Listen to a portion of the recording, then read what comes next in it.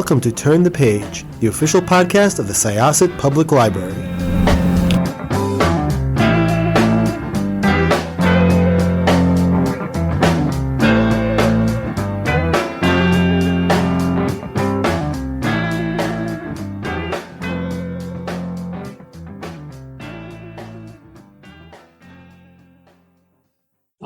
Good afternoon, everybody. Welcome to the latest chapter of Turn the Page, the official podcast of Syosset Public Library. My name is Barney Leventino, and I am very pleased today to welcome Revis Wortham, who is the author of the Red River Mystery Series. First book in the series is The Rock Hole, which was recently reissued. It was published originally in 2011. The latest book in the series, Laying Bones, will be coming out in January. Revis, welcome. Thank you very much, sir. I sure appreciate you having me on today. It's a pleasure.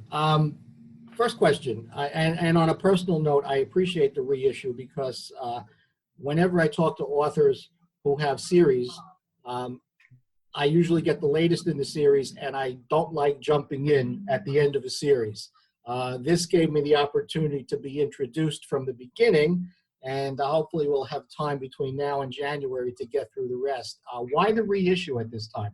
Well, that came from my publisher. The Rock Hole originally came out in 2011, but it came out with a limited release. There were not a lot of copies, although it surprised us all when we got a star review from Kirkus over right at the outset. That was a shock, and so we didn't expect that many people to be excited about it, as excited as we had hoped, because it's the first novel, and you never know what's going to happen with that first one once it comes out.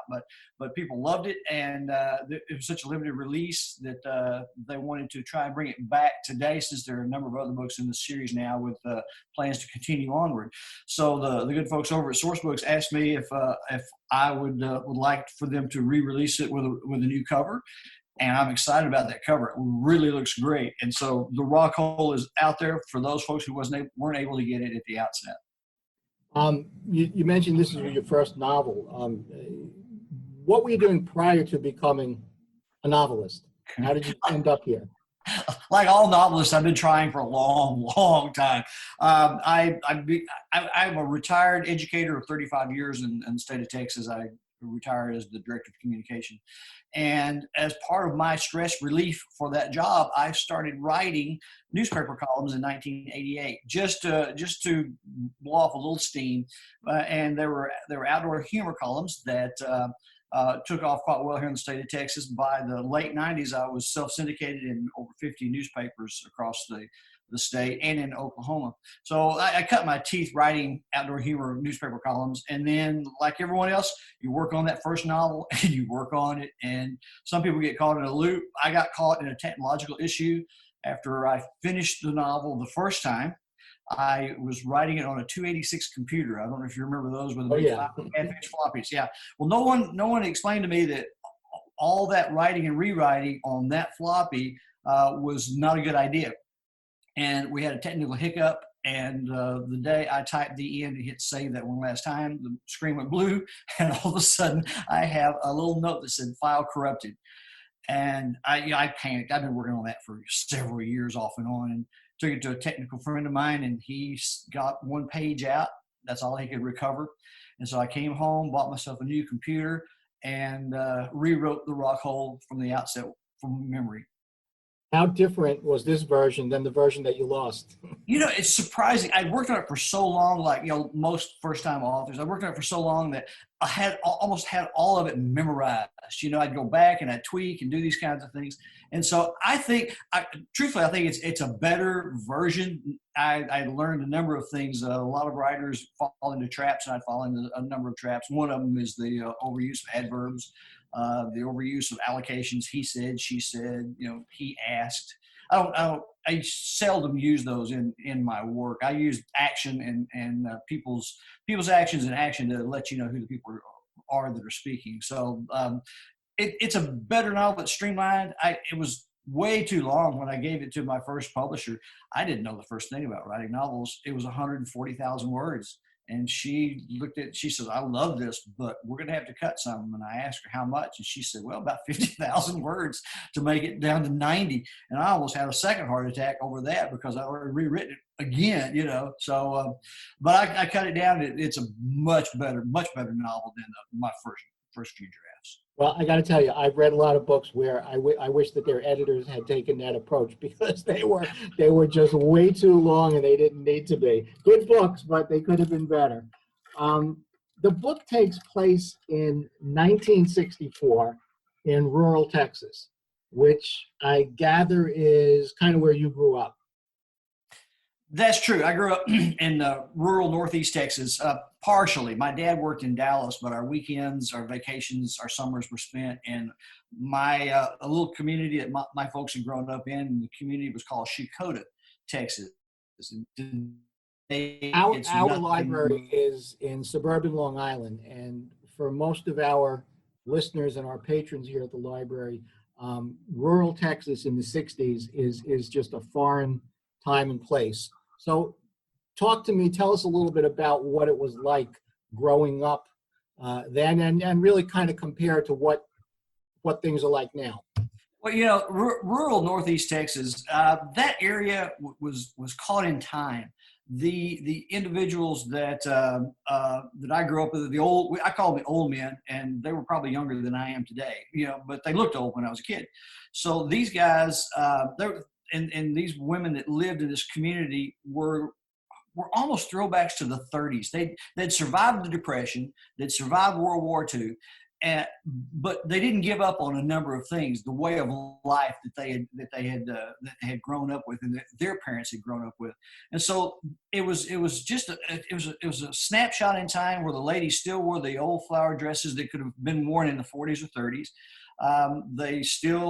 We still raised our own food, had a garden, raised the animals that we ate, the stock that we raised and sold. We had cows, we had the whole thing, but it had not begun to change like the larger towns closer to the bigger cities. The influence was changing. I don't know if you ever heard the numbers, but before World War II, this country was 80% rural and 20% urban, and it flipped by the 1960s. And so you see people struggling to maintain a rural way of life in a world that was changing. We had Vietnam was just starting to ramp up at that time. And we would hear about it on the evening news, and I had a couple of cousins that were drafted and went overseas or volunteered and went overseas. But for the most part, everyone just tried to raise their kids and go to church and be family folks and make enough money to survive till the next day. No one there was looking to get rich, especially cotton farmers or cattle ranchers. You weren't making a lot of money, but you were making a living, and it was a good living out in the country. And that was it. My granddad, he farmed. He would climb on a tractor in the mornings and plow all day, get off the tractor in the evenings, take his overalls off, put on a shirt and a pair of slacks and pin a badge onto his shirt. And then he was the local constable. And so that was the long arm, the reach of the sheriff's department out to those precincts. And he dealt with whatever issues might arise out in the country, as it were. But it was really, we said dirt roads, it was backcountry, and it was a way of life that's so much simpler now then than it is now. You just described, to a degree, Ned Parker. And an interesting character, and as you say, somebody who was making a living and then also had the badge on. Interesting guy. That was my granddad. I based the Rock Hole I had written it to be a standalone novel, and so I based it on him as a constable dealing with a budding serial killer that he had never experienced before. He didn't even know anything about him. It's based on a true story that I recall. Now you have to remember this is a 66-year-old guy trying to recall everything that happened when he was 10. So, some of the facts may not be exactly as I remembered, but I was able to weave them into the story of the Rock Hole and make Ned Parker the major character. And now Ned is continued on. He was in his 60s in the Rock Hole in the first novel. A couple of themes that run through the book, again, this is the early 60s, exploded in the late 60s. You mentioned Vietnam, and one of the primary characters in the book, Cody, was a Vietnam vet who came back from overseas, came back from someplace that people had never heard about and didn't know anything about, and couldn't really comprehend what it exactly was that he went through when he was over there. Another issue that permeates the book is, and you deal with it very matter-of-factly, is the systemic racism that existed at the time. And I'm going to come back to that, and I'm referring to it as something that existed, and you deal with it right up front.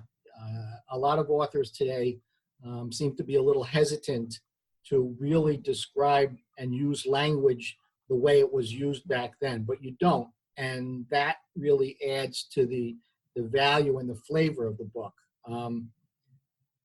How did you plan, or did you plan, or did it just happen to approach the racism issue the way that you did?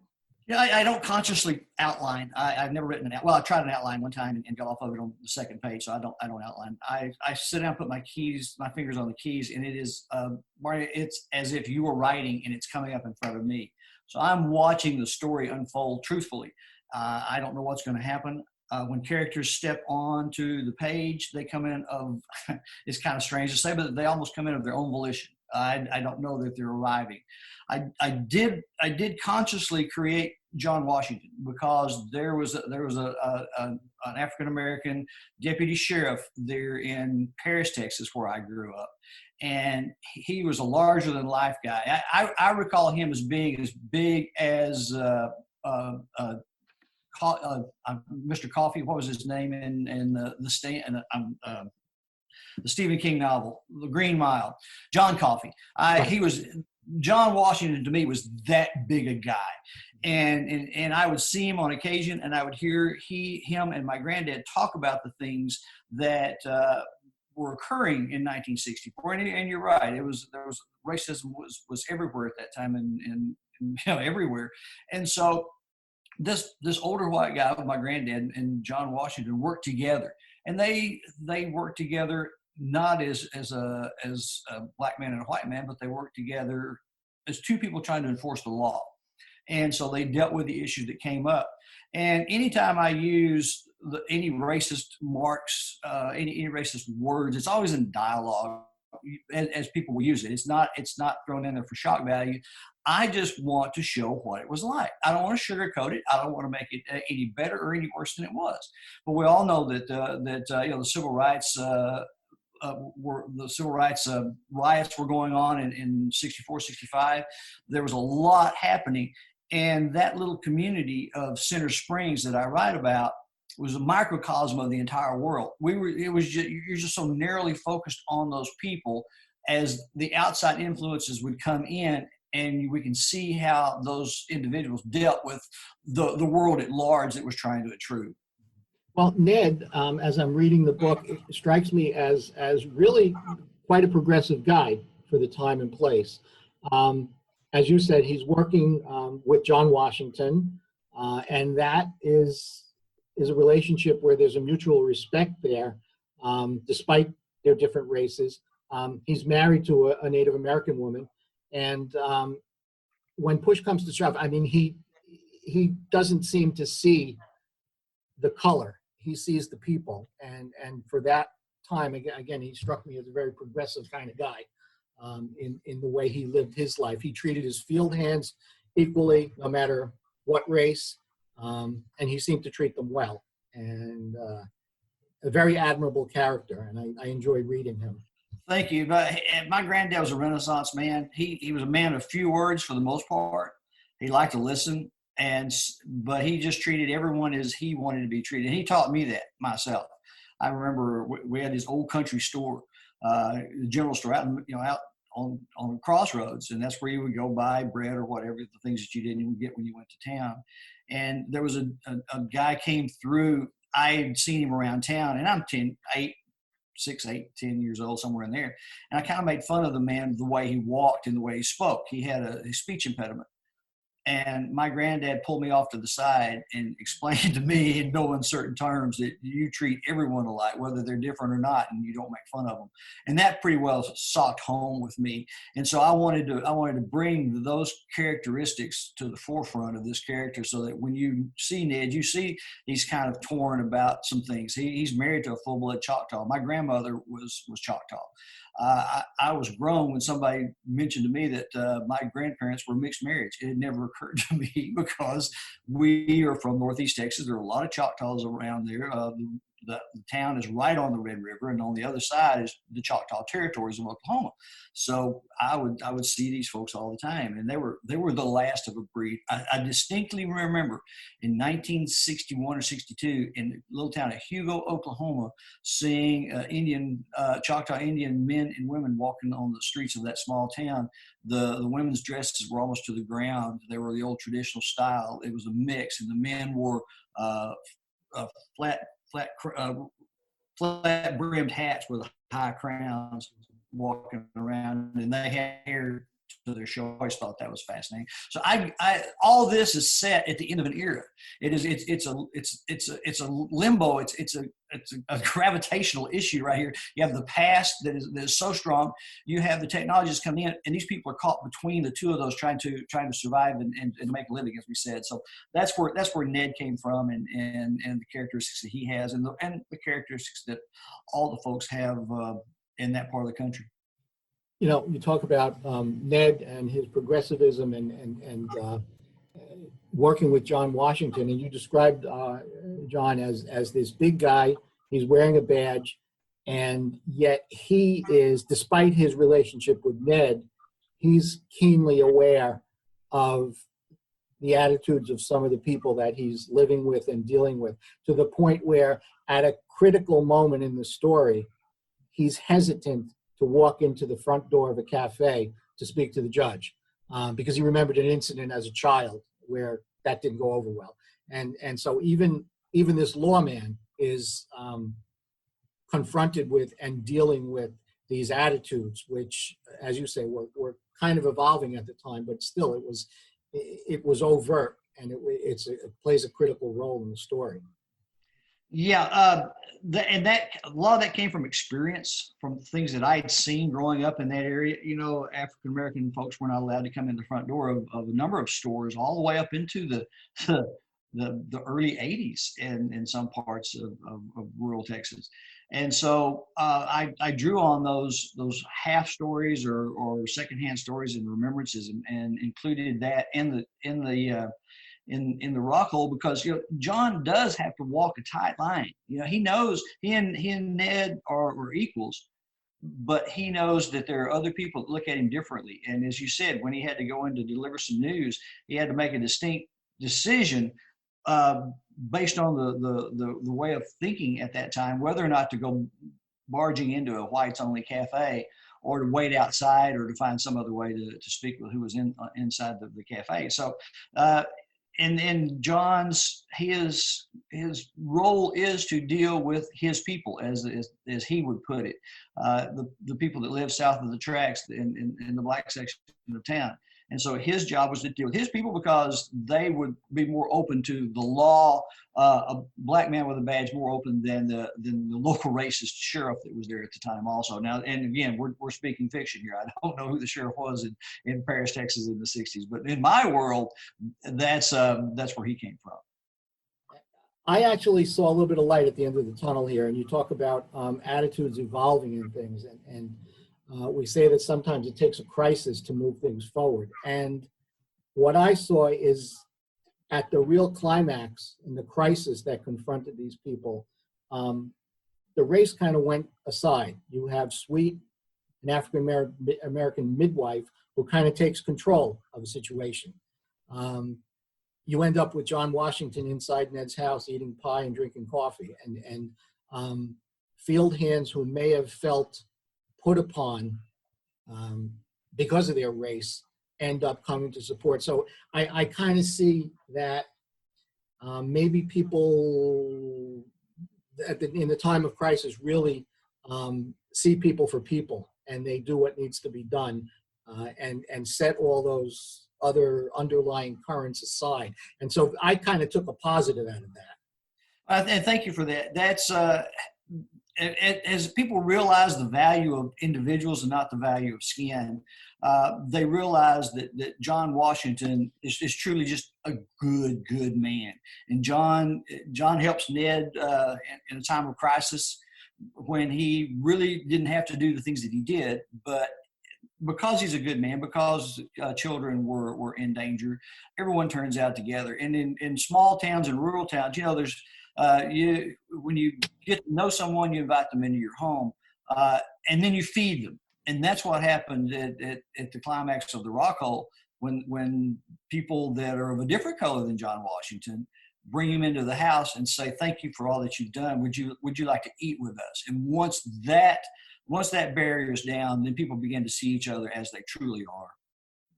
I don't want to give our listeners the impression that this book is entirely about racism in 1964 rural Texas. But again, it's an undercurrent in the people that runs through the book. But I want to talk about something a little more positive, and that's Top and Pepper and their relationship, and how these are the cousins who are growing up together. They're close in age, and clearly they're important to one another. And you can see their relationship evolving in the book, and they're neat people. Yeah, Top and Pepper are 10-year-olds, near twins. Top's real name is Terrence Orrin Parker, but we love nicknames in Texas, and so they called him Top based on his initials. Pepper was based on a cousin, but that was just about as feisty and fun as Pepper is. Pepper's a female, Top's a male, and the two of them see this world. And you're right, it's not all about racism. It's about a changing world. It's about Pepper on a farm, and she wants to be in the city. Top is a city boy that has to come to live in the country. So they're diametrically opposed. And they're trying to figure out what's going on in this world of 1964. Kennedy's gone now. The music is changing. These kids are inundated in music. Rock and roll was sweet rock and roll was giving away to the Beatles, which gave away to hard rock and revolutionary rock.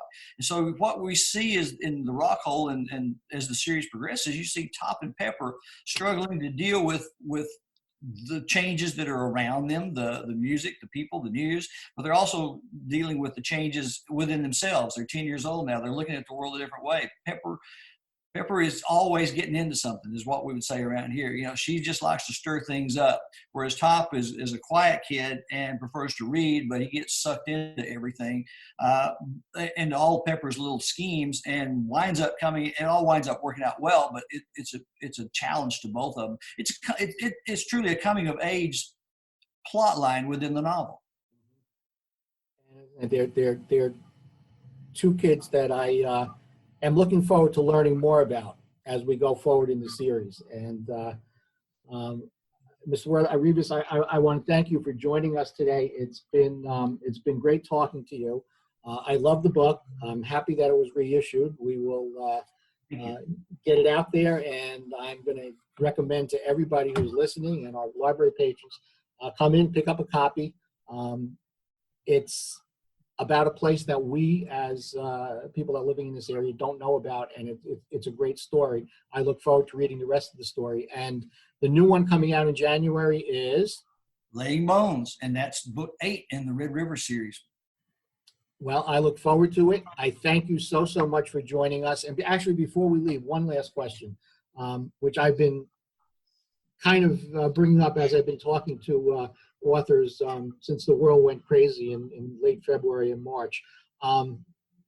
How has this whole crazy pandemic impacted you, not personally, but as a writer? Has it led to any changes in plot lines, any storylines that you're thinking about? How does it impact you as a writer? No, it does. As a writer, a lot of writers that I've gotten to know, we are pretty much introverts. We want to be home and we want to write.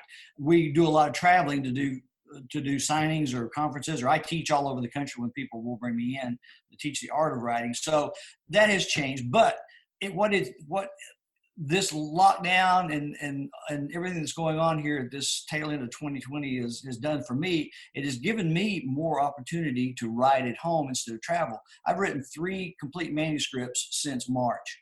One I wrote within 6 weeks, and we're looking to getting that one out pretty soon. I have 3 other projects I'm working on. Each one of those, I'm about 20,000 words into each manuscript, and we'll see which one of those takes hold and carries me on. So it has given me a lot more time to write and to finish off my honey-do list that my wife always has for me when I wake up first thing in the morning. Okay. Good answer. And again, thank you so much for joining us. I look forward to the rest of the series, and keep them coming. Barney, thank you so much. It's an honor and a privilege. I appreciate you, sir. We appreciate it. And with that, let's turn the page on this chapter of the Syosset Library podcast. It's time to close this chapter of Turn the Page. Join us for the next episode.